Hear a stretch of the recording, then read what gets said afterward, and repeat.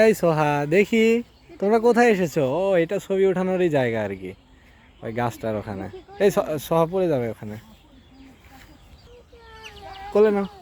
দেখি দেখি, এই সোহা তুমি কোথায় আসছো? সোহা, কোথায় আসছো তুমি? সোহা,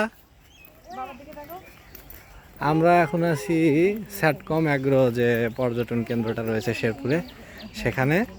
এখানে অনেক গাছ রয়েছে, বিভিন্ন প্রজাতির গাছ এখানে দেখা হলো। এই যে এখানে রঙন ফুল, ফুলগুলো বেশ থোকা থোকা ফুল ধরে আছে, খুব সুন্দর। পাতার চেয়ে মনে হচ্ছে ফুল বেশি, এত ফুল।